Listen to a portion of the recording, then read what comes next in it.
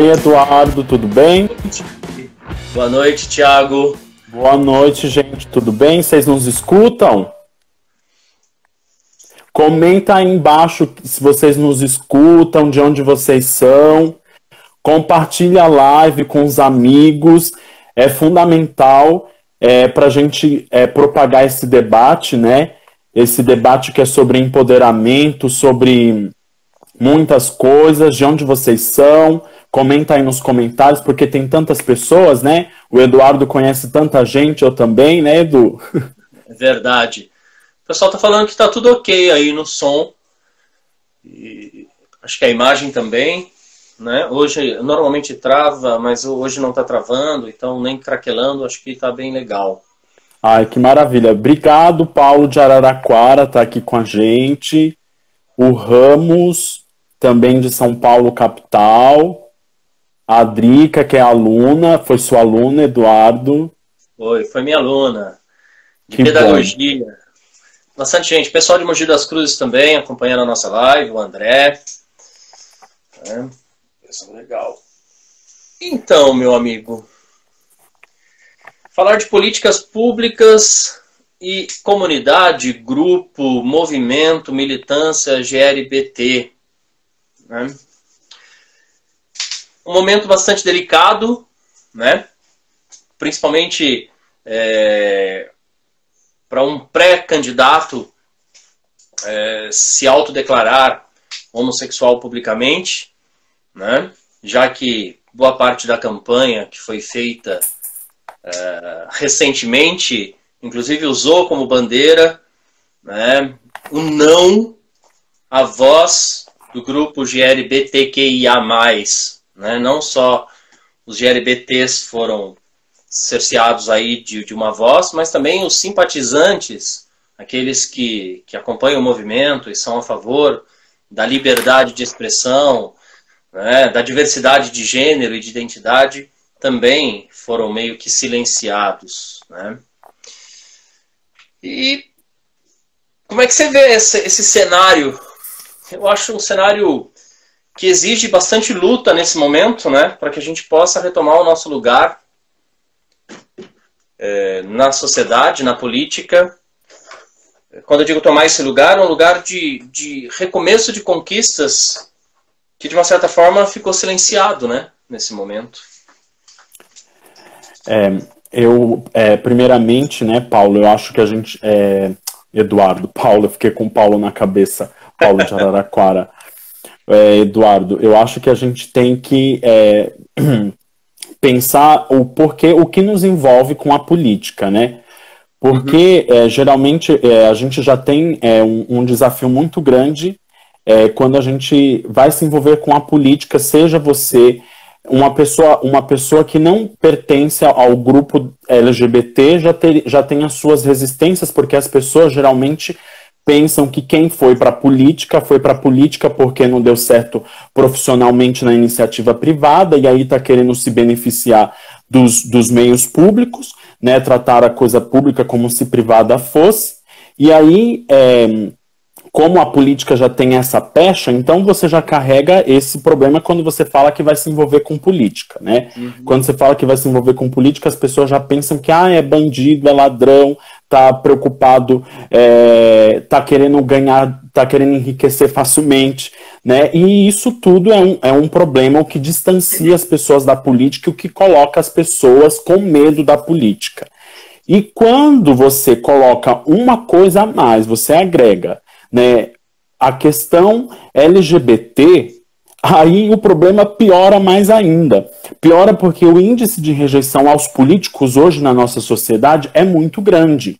Né? As pessoas rejeitam a política, as pessoas negam a política.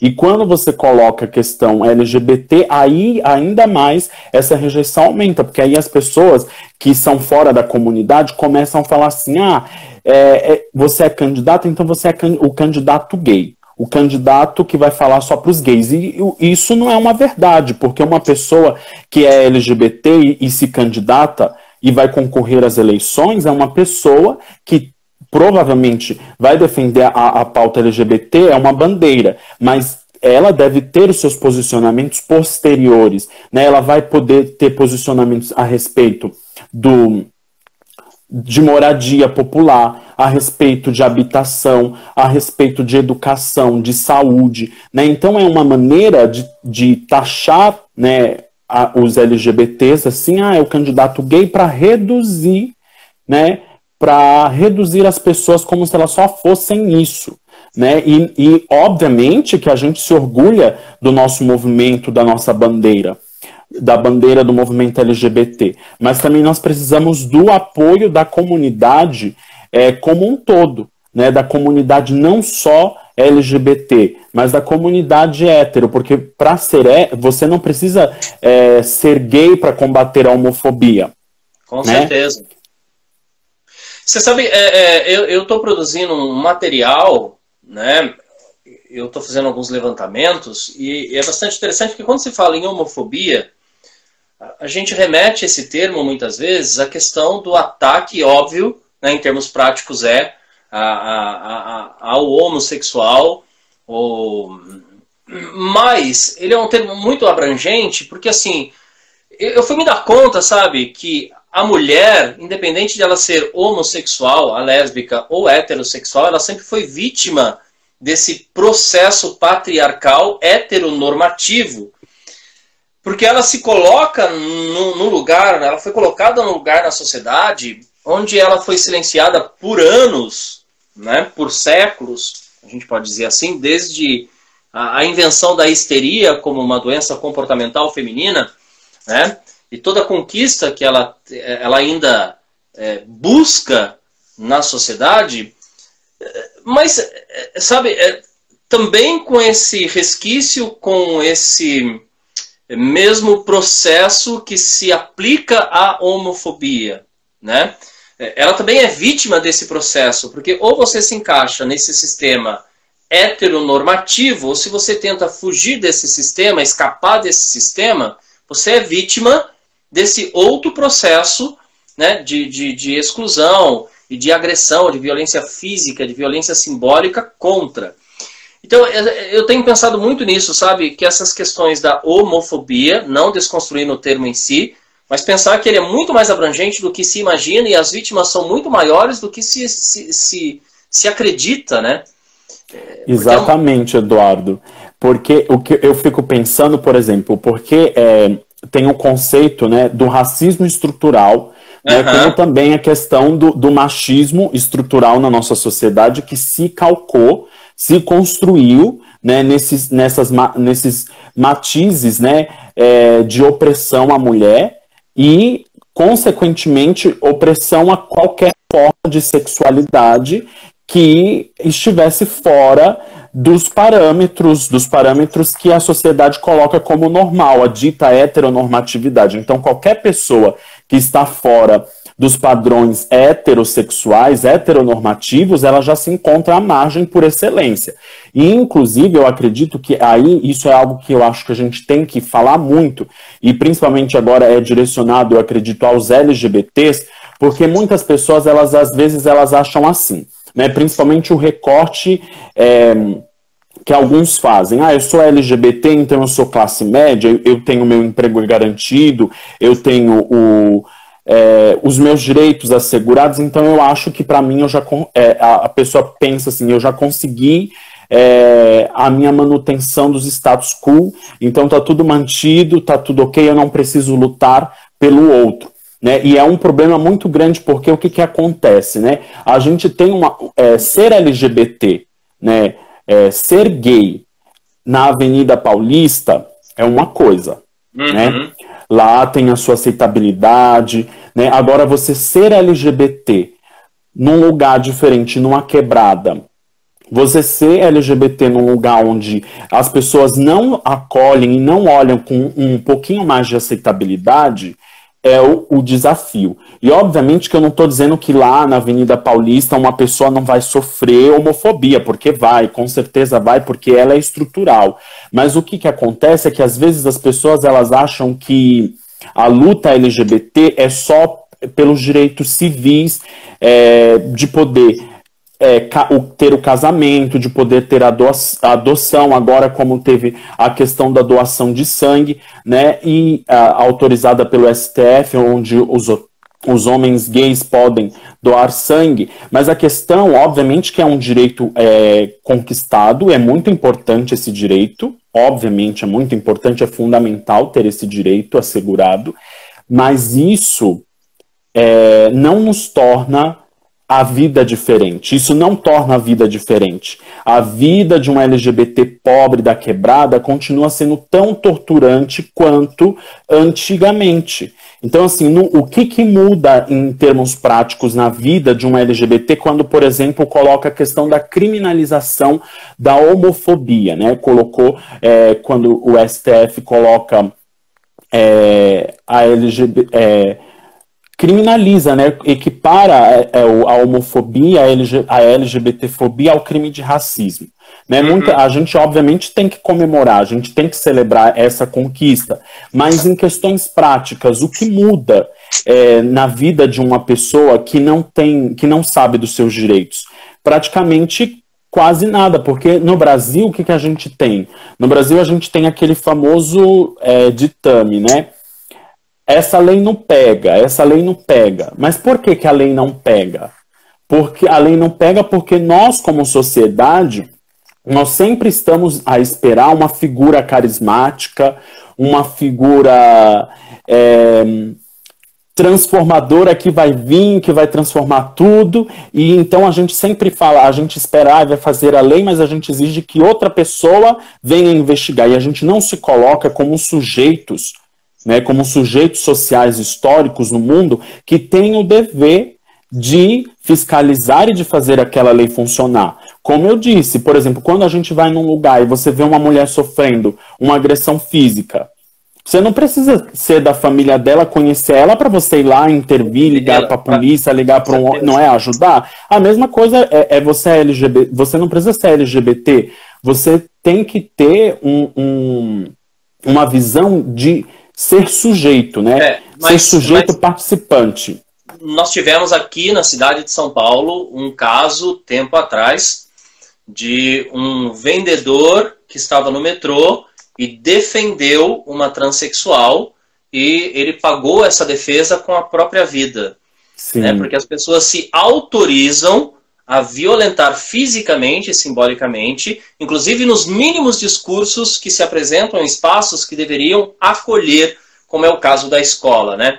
Essa questão da homofobia estrutural, ela acontece muitas vezes em discursos que não permite, inclusive, uma defesa da pessoa que é violentada simbolicamente. Porque quando eu entro numa sala de aula como professor e trabalho com os meus alunos como sinônimo de família, né, o modelo heteronormativo, aquele adolescente que é homossexual, que se sente, né, transgênero ou transexual, ele já se desloca desse espaço e não se reconhece no discurso do professor. Entretanto, esse professor diretamente não cometeu nenhuma violência, mas ele cometeu uma violência simbólica, muitas vezes até sem ter consciência disso, porque essa estrutura ela perpassa por todos os territórios da sociedade. E uma questão que você colocou sobre a política pública é que eu penso, sabe, um grande problema, né, político no cenário político do Brasil é que o político é um personagem que vem pronto, né? E se você não se encaixa dentro das características de composição dessa personagem, muitas vezes você não consegue se eleger para representar determinadas comunidades ou grupos sociais.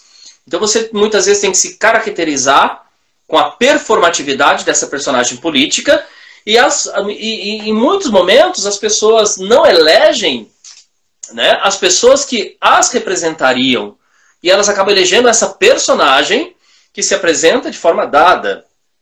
E aqui na cidade de São Paulo, por exemplo, algo que me preocupa bastante já há algum tempo é que mesmo aqueles lugares que são considerados os redutos, né, GLBT, as casas noturnas e etc., em que você se sente seguro porque você está ali com seus pares, na verdade, cometem uma verdadeira exploração justamente por oferecer esses espaços, né? Os preços são exorbitantes.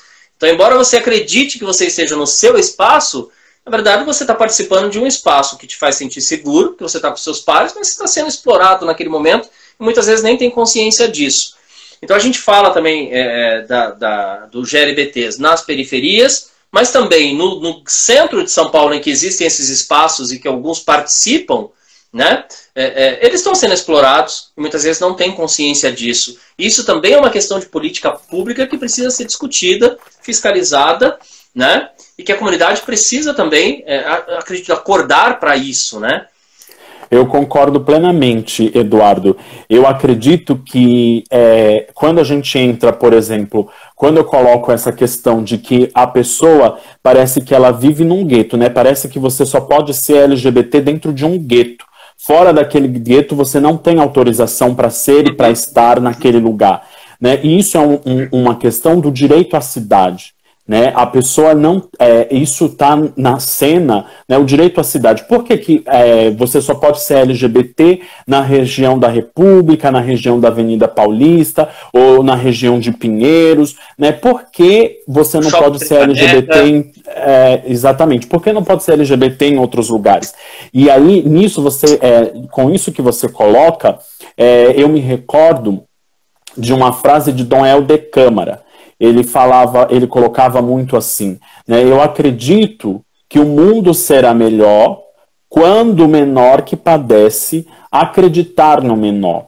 Infelizmente, né, como você coloca dessa persona, né, essa persona política, ela ainda está muito associada ao salvador da pátria e reparem, é o salvador, né? Não é nem a salvadora, é o salvador. É um homem hétero, cis, branco, né, no alto dos seus privilégios, né? Então, assim, a gente tem que observar justamente isso, né? Que as pessoas, elas às vezes, elas elegem os seus próprios algozes, né? Como a gente tem a questão agora do grupo de vários LGBTs que votaram no Bolsonaro, né? A gente teve essa questão. Não tem como a gente não falar das eleições, seja ela de 2020, seja ela depois, né? A gente tem que pautar justamente essa questão, né? A questão de que as pessoas, elas não acreditam.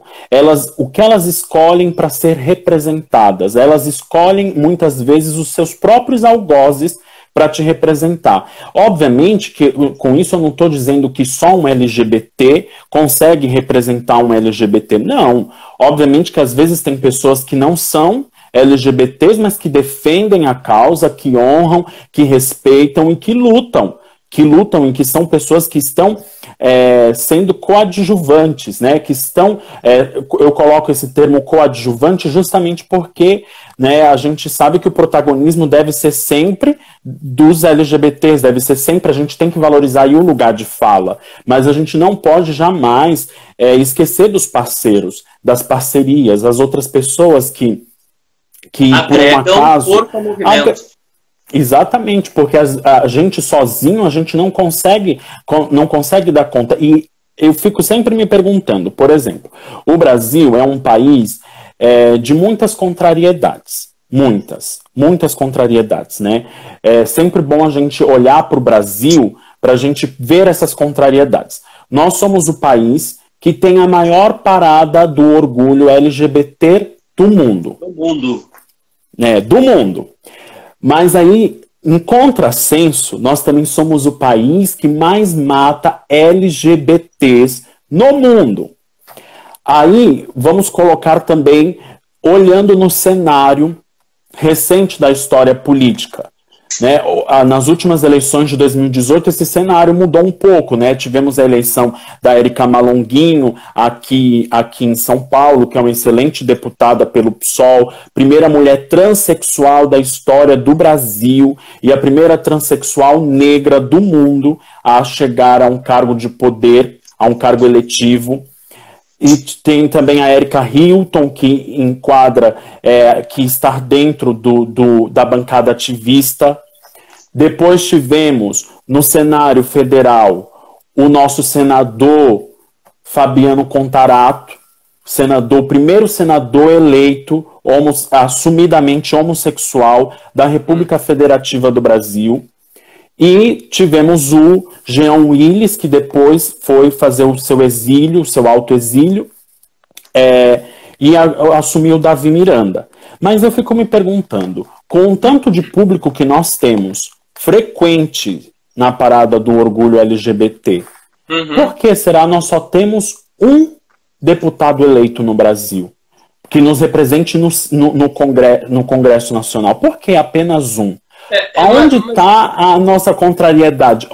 Olha como que é um paradoxo muito grande, né? Eu estou ali naquele momento de festa, eu estou ali naquele momento de celebração, mas nem sempre eu compactuo com o desejo de transformação, né? Porque quando a gente escolhe o próprio algoz para nos representar, é algo que fica difícil ou acontecer uma transformação verdadeira na sociedade, né? E aí entra nesse processo da pessoa ainda procurar representatividade naquilo que não te representa, né? Mas e isso é um desafio. Você traz uma questão bastante significativa, né? Porque a gente pode pensar assim, algumas pessoas assumidamente GLBTs, pouquíssimas, chegaram a essa instância de representatividade de poder, né, nas assembleias ou nas câmaras. Mas existem aqueles que também têm uma vida e uma prática homoafetiva, muitas vezes, mas que se apresentam publicamente dentro dessa prática heteronormativa.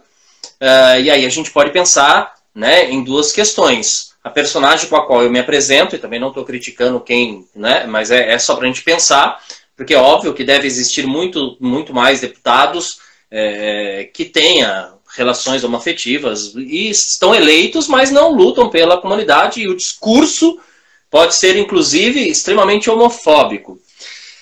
E aí você fala sobre a parada do orgulho gay, né? Que existem duas questões que eu acho significativo também de analisar mesmo, né? De forma, inclusive, antropológica. Porque o orgulho da parada gay, e aí não é uma crítica, eu não estou fazendo uma crítica à parada, mas analisando enquanto espetáculo, que se torna um fetiche para a plateia, muitas vezes heteronormativa, compreende? Que consome isso como espetáculo, né, como forma de fetiche, mas que faz parte desse fetiche, inclusive, a agressão depois, mais ou menos, eu uso desse corpo, eu uso desse espetáculo para me beneficiar, e eu me dou o direito, inclusive, de agredir publicamente, porque eu não quero enunciar esse fetiche que eu trago dentro de mim, né? E aí, aquilo que seria um movimento de fortalecimento, muitas vezes, e acontece, mas acaba também se tornando vitimado desse sistema patriarcal, heteronormativo, que transforma um movimento de luta em objeto de fetiche, entende? Que, inclusive, se a gente pensar do ponto de vista de análise, né, a gente consegue entender por que tanta violência em relação ao grupo GLBT, né? Porque se é um objeto de fetiche, eu posso, inclusive, manipulá-lo, né, de forma sádica. E essas agressões estão aí estampadas, e muitas vezes as pessoas não se compadecem quando a agressão é em relação a um GLBT, né? E o Rodrigo, que nos assiste, coloca aqui: sim, o problema é com o feminino, do mesmo modo como o gay afeminado é mais atacado por remeter ao feminino, né? E isso é fundamental, né? Eu acho que trazer isso, né? E principalmente a questão do feminino na política, né? O feminino na política, Rodrigo, né, também é algo extremamente achincalhado, né? Por exemplo, eu vou dar um exemplo da pessoa que assim eu acompanhei mais de perto e que para mim sempre foi uma das minhas mantenedoras de utopias, que é Marina Silva, né? Marina Silva sempre foi achincalhada na política como fraca. E por que ela é tratada como fraca? Porque ela é mulher, né? Então toda mulher que ela tenta se envolver com a política, ela é de um certo modo tentam arrancar ela daquele espaço para que ela não participe, para que a sua voz não seja ouvida. E é fundamental, com certeza, nós trazermos a política para esse lugar do feminino. Né? Com certeza a revolução ela será feminista. Não tem como a gente ter uma revolução dentro do machismo estrutural. Só com uma sociedade que pense um novo pacto civilizatório a partir das minorias é que será possível a transformação desse mundo em que nós vivemos. Eu acredito que agora, nesse período que nós estamos vivendo de pandemias, né, e que o coronavírus, infelizmente, não vai ser a primeira pandemia que nós vamos enfrentar. Com o desmatamento, com a destruição do planeta, virar outras pandemias consequentemente. Nós precisamos trazer a política para o lugar do feminino, porque o feminino, isso daqui não é uma questão só de enaltecer a mulher, parece aqueles palestrinhas, né, como as feministas começam a dizer. Não é palestrinha. Isso daqui é mesmo um desejo de viver num mundo onde seja pensado um novo pacto civilizatório pautado pelas minorias, porque um novo pacto civilizatório pautado pelas minorias, pelas mulheres, pelos negros, pelos LGBTs, não será um pacto de exclusão, porque a nossa bandeira não é uma bandeira excludente. Quem nos exclui são esses que aí estão no poder. Quem nos exclui é a heteronormatividade, não é a homossexualidade que exclui o heterossexual. Assim, a nossa bandeira é multicolor, é diversa. Né? Nesse novo pacto civilizatório cabe todas as pessoas. Né? Isso eu acho que é importante a gente pensar justamente numa nova forma de viver em sociedade. Né? Pensar um novo pacto civilizatório que começa a partir do respeito às diversidades. Né? Como tem uma frase que eu gosto muito de dizer, né? Não existe ecossistema saudável com apenas uma espécie de bioma. Né? Nós precisamos ter vários biomas, né? E nisso entra a diversidade. Nós precisamos pensar uma nova sociedade, uma nova civilização pautada justamente nisso, no feminino. Né? E eu acho que quando a gente pensa esse lugar do feminino, a gente pensa o lugar da acolhida, da desconstrução. Tiago, você trouxe uma questão que eu penso muito nisso também, né?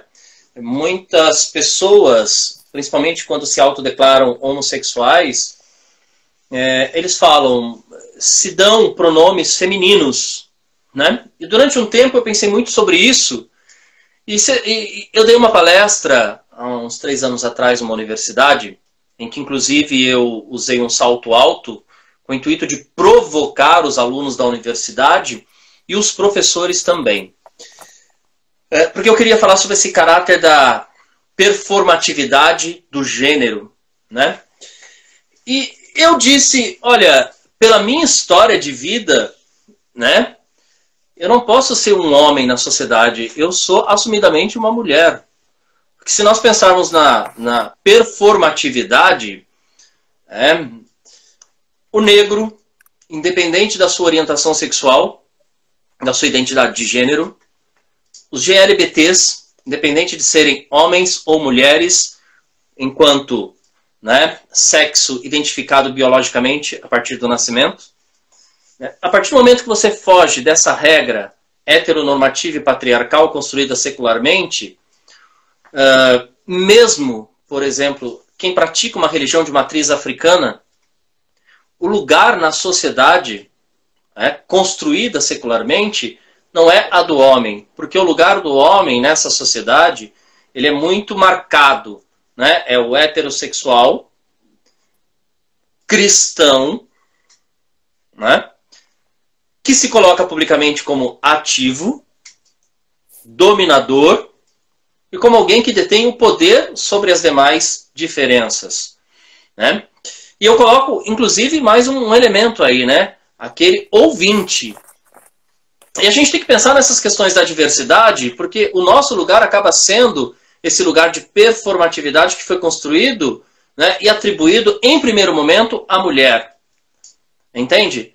Então, de uma certa forma, embora muitos homossexuais, já vi muitos criticando, se coloca como mulher. Mas eu percebo, sabe, que é um momento, às vezes, a gente assumir esse espaço também na sociedade, porque a nossa luta, ela está dentro dessa construção do feminismo, que desconstrói o machismo como meio de poder. Não tem uma outra forma de luta, né? Não tem outra forma. E aí eu tenho que me assumir, né, dentro dessa possibilidade social, para que eu possa mudar a configuração desse poder patriarcal e machista. Não tem outra forma. Não mesmo. Eu acredito que a revolução ou ela será feminista ou ela não será, né? Eu acredito cada vez mais nisso, né? Com o tempo, né? A gente vê, vamos pensar, por exemplo, trazendo para o nosso tema que é a política. Vamos pegar aí o exemplo que todo mundo ultimamente começou, né? Eu espero que as pessoas aprendam com essa pandemia, né? As mulheres, os países que eram administrados por mulheres, né? Como o caso da Nova Zelândia, o caso da Alemanha e tantos outros, foram países que já se recuperaram com um tempo recorde, né, no período da pandemia. A Alemanha, tudo bem que a Alemanha tem uma questão estrutural que eu não vou entrar aqui porque a gente nem tem tempo. E saíram rapidamente da crise, né? E aí todo mundo ovacionando as mulheres, né? As mulheres na política, elas têm justamente esse poder, né? Elas compartilham as autorias, né? Elas não ficam centralizadas, é meu, isso é meu, eu vou fazer por causa do meu nome, então eu vou focar em ter o prestígio, né, porque o homem, né, esse padrão do homem hétero cis normativo é justamente esse lugar, né, é um lugar onde, do coronel, onde ele fala e todo mundo obedece, todo mundo tem que abaixar a cabeça, né? Então, se a gente quer um mundo melhor, se a gente quer um mundo diferenciado, a gente precisa justamente construí-lo na base da democracia, né? Na democracia e nos valores da diversidade, né? E a gente tem, ultimamente, né, no Brasil, vivido um fla-flu, né, onde as pessoas elas não dialogam mais, né? E alguns até, nós tivemos um presidente, né, que foi eleito com um apelo muito forte em questões morais, né, que espalhou as fake news das mamadeiras de piroca, né, e as pessoas acreditaram naquilo, né, votaram num presidente que não teve capacidade técnica, que não tem capacidade técnica, votaram num presidente que é chucro, que não sabe falar com as pessoas, que é extremamente centralizador, que é extremamente a figura autoritária, não acolhe e não aceita ninguém que pensa diferente dele, né? E isso que o Bolsonaro, ele é reflexo de muitos que a gente tem no Brasil, espalhado por aí. Sabe?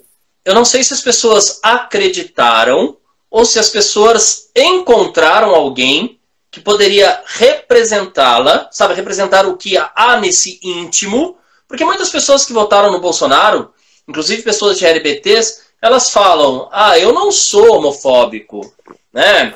Eu não sou contra as minorias, e o Bolsonaro também não é, né? E aí eu me pergunto, acho que no fundo, o que elas tiveram foi a possibilidade de escolher alguém que falasse no lugar delas, para que também elas pudessem atribuir a culpa de uma política extremamente agressiva em relação à diversidade e que ela pudesse isentar dessa culpa, porque já tem alguém que as represente na hora de poder. E aí ela encontra razão a partir desse território de poder, né, que emana essa discórdia, essa violência simbólica, essa violência física, que autoriza a violência física no lugar delas. Elas só precisam contribuir para que isso aconteça de forma sistematizada, entende? Eduardo, eu concordo em partes com você. Me permita discordar só no requisito, por exemplo, o Brasil é um país, como eu ia falando, e eu tenho um sério problema de concluir raciocínios, que eu vou falando de outras coisas, então, o Brasil é um país de muitas contrariedades, né? Ele tem muitas contradições. né? O brasileiro, ele, eu estava lendo uma pesquisa que revelava assim, que os brasileiros revelavam conhecer alguém racista. Né? Mais de 51% dos brasileiros diziam conhecer alguém racista. Mas quando ele era perguntado, você é racista? Ele dizia, não, eu não sou racista. Não. Então é um cálculo que não se fecha. Né? Como que você conhece mais de 51%, você diz conhecer uma pessoa racista, né? Mais de 51% dos brasileiros diz conhecer uma pessoa racista, e quando ela é perguntada se ela é racista, ela nega, ela diz que ela não é. E é uma coisa tão sutil, né? Às vezes é tão, assim, sutil pra gente que não sofre, né? Porque quem sofre sabe que é amargo, né? É tão tênue, porque a pessoa, eu não sou racista. É como você vê, assim, uma pessoa, eu não sou LGBTfóbico, eu tenho até amigos LGBTs, como se, porque ela tem um amigo LGBT, isentasse ela de todo e qualquer preconceito. Se fosse assim, a lógica do machismo também não fecharia, porque o homem heterossexual, ele é casado com uma mulher. Se você perguntar para um homem, você é machista? Não, eu não sou machista, eu até sou casado com uma mulher. Não tem lógica, né? Então, assim, obviamente que é uma questão estrutural. Para mim, hoje, cada vez mais, fica a convicção. Quem votou no Bolsonaro e não veio a público pedir desculpa, pedir perdão para as pessoas, é tão fascista quanto ele. Não, eu demorei para chegar, eu demorei para chegar nessa conclusão. Demorei para falar isso, porque tive uma amiga muito próxima, muito querida, que foi da faculdade, que inclusive me abrigou na casa dela quando eu precisei, e ela e a família dela inteira votou no Bolsonaro. Eu, desde então, nunca mais falei com ela, nunca mais quis saber dela, porque aquilo me machucou muito. Foi uma dor muito grande. E ver a comemoração dela depois quando o Bolsonaro foi eleito foi uma dor muito grande para mim, né? E muitas pessoas falaram, você está sendo radical demais, você vai excluir a sua amiga. Eu falei, ela não é minha amiga, porque se ela fosse minha amiga, ela não ia votar numa pessoa que acredita que pela minha forma de amar eu mereço ser esquartejado, e porque eu amo diferente dele, ele acredita que foi porque eu não apanhei na minha infância. Então, não adianta, a gente, obviamente que eu não quero aqui com isso aguçar o fla-flu. Eu acho que a gente tem que sim dialogar em torno de pautas. E eu acho que é isso que tem faltado cada vez mais no Brasil. As pessoas, elas se unem contra alguém, contra alguma coisa. Elas não se unem a favor. A gente tem que pensar, por exemplo, qual é a educação que nós queremos? Queremos uma educação de qualidade? Vamos pensar numa educação pública, laica, para todas as pessoas, que respeite a diversidade, identidade de gênero, porque nenhuma criança vai aprender a ser gay porque ele teve acesso à educação sexual na escola. Né? Eu não entendo por que uma pessoa ela se sente ofendida se vê um LGBT prosperando. E aí eu acho que também tem uma outra questão, né, que a gente tem que falar cada vez mais, a gente sempre tem que se lembrar, que é da invisibilidade que as pessoas transexuais elas vivem. Obviamente que não é o nosso lugar de fala, nós não somos as pessoas mais apropriadas para falar desse assunto. Inclusive, já fica aqui uma divulgação, o Eduardo vai fazer uma live com uma mulher transexual, com a Kelly, isso, que é de São José dos Campos, né, que vai falar justamente sobre essa questão com a comunidade trans, porque às vezes a gente fica focado muito no gay, e esquece do restante da sigla toda. Concordo. Né, e que o T é a sigla mais esquecida, né? É a que é mais apagada. A gente, dentro do nosso padrão, a gente sofre também, mas, por exemplo, se você ficar caladinho, arrumadinho, como heterossexualzinho, você é aceitado, né? A passabilidade então, que as pessoas falam. Então, mas é exatamente isso que eu observo, sabe? Na verdade, o atual desgoverno, mas esse governo fascista, ele deu força a um grupo social que já comungava desse pensamento e desse sentimento. As pessoas estão amparadas politicamente por esse discurso fascista. E muitas vezes ela não precisa mais se enunciar porque alguém fala por elas e dá razão a elas. Compreende? Por exemplo, Existem escolas que estão sendo tolhidas de apresentarem alguns livros, porque se o livro fizer alguma menção sexual, esse livro não educa, esse livro não pode, esse livro não deve, né? E de uma certa forma, essas pessoas extremamente tradicionalistas, extremamente fascistas, elas têm uma instância de poder que lhes dão esse poder nesse momento e a cada dia alimenta esse ódio em relação ao outro. É nesse sentido que eu penso. Então, de uma certa forma, elas comungaram dessa dimensão política porque viram também a possibilidade de alguém poderá falar por mim e dar razão a esse sentimento que eu tenho, homofóbico, racista, entre tantas outras possibilidades, né? É nesse sentido que eu penso. A gente está aí chegando no nosso tempo final, né? Na live, as coisas vão bem rápidas, assim. Passa muito rápido, mas foi muito bom. Eu acho que agora, como a gente já está se encaminhando para o final, a gente poderia fazer, né, um fechamento dizendo o que a gente sonha para a política e o que a gente sonha para o Brasil, né? Eu vou começar, como eu já estou com a palavra, né? Eu acredito que a gente deve pensar para além de uma eleição, né? Uma eleição não é a reta final de tudo, ela é o começo, né? Eu acredito que quando lá na urna se coloca fim, quando você termina a votação, aquilo é deseducativo para as pessoas, né? Ali é o começo, né? Mas eu acredito que a gente deve continuar dialogando sempre, independente de eleição, né? O diálogo deve ser a nossa bandeira, porque a gente só constrói uma sociedade diferente quando a gente dialoga com as pessoas. E a gente precisa pensar o Brasil, né? Pensar esse Brasil que é plural, né? A pluralidade, ela não é o nosso defeito, a pluralidade é a nossa qualidade, é aquilo que o Brasil tem de mais bonito, porque ele é plural, porque ele é diverso, porque ele é grande, porque ele tem uma possibilidade imensa, e a gente precisa trabalhar essas possibilidades. A gente precisa pensar nessas possibilidades de um Brasil grande, e não de um Brasil pequeno, que é só para um pequeno grupo, como é o projeto autoritário do Bolsonaro, né? E para concluir, eu concluo, né, mesmo pensando nisso, né? A gente tem que escolher e acreditar nos pequenos, né?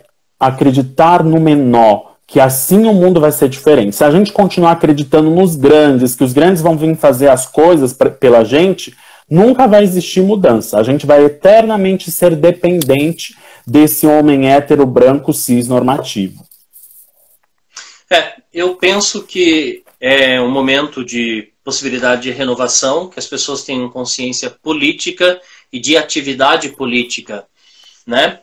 Todo mundo, nesse momento, que se coloca à disposição aí, de expor as suas ideias, são pré-candidatos possíveis, ninguém é candidato ainda, mas mais do que acompanhar a fala dos pré-candidatos e dos possíveis candidatos, é as pessoas terem um engajamento político de fato e contribuírem para a transformação dessa política, rompendo com a hierarquia de poder elitista, machista e heteronormativa. E quando eu falo de heteronormatividade, eu não estou me referindo apenas ao grupo GLBT, mas em toda essa instância que impôs durante séculos, né, o menosprezo à figura da mulher, seja ela homo ou heterossexual, a figura do negro, a figura dos homossexuais, dos bissexuais, dos transgêneros. Então é uma mudança, um rompimento com essa hierarquia e vejo, eu espero que de fato nós tenhamos um engajamento muito maior, né, para que possamos alterar essa ordem de poder e que isso se realize dentro do espaço escolar, para que as pessoas possam ter acesso às informações, porque se existe algo que é bastante negligenciado, é também o acesso à informação sobre o seu próprio corpo, sobre as suas afetividades, né, em relação ao grupo GLBT, enquanto que nesse sentido, no processo educacional, as pessoas heterossexuais são privilegiadas, né, em um dado momento. Elas são representadas pelo discurso educacional. E eu espero também que nós possamos, então, atingir as pessoas e pensar não só na questão de representatividade, mas na violência que os GLBTs da periferia também sofrem, sendo essas físicas ou simbólicas, mas é possível mudar isso se a gente trabalhar junto, construindo uma rede, né? E é isso que eu penso, né? A gente tem que alterar a ordem de poder e construir algo novo. Exatamente, Eduardo. Eu acho que a gente tem que pensar assim: vem conosco que ninguém fica para trás. Vamos pactar um novo pacto civilizatório. Nós precisamos pactuar um novo pacto civilizatório. Só assim que o mundo vai ser diferente. Eu acredito que esse período de pandemia é um momento propício para nós pensarmos o mundo por uma outra ótica, olhar o mundo por uma outra janela, não mais a janela de quem sempre olhou, porque nós estamos nessa crise aqui, porque foi esse sistema que nos trouxe até aqui, esse sistema insustentável. Não adianta a gente achar que nós estamos aqui por um acaso, porque é obra de Deus, porque é obra de quem quer que seja. Nós estamos aqui por uma escolha, foi esse sistema político autoritário que nos trouxe até aqui. Então nós só vamos mudar isso quando ele for olhado por uma outra ótica, por uma outra janela. Meu amigo, a gente vai ter que encerrar, o tempo está acabando. Obrigado por esse diálogo. Muito obrigado a todas as pessoas que acompanharam, que participaram, que mandaram essas mensagens.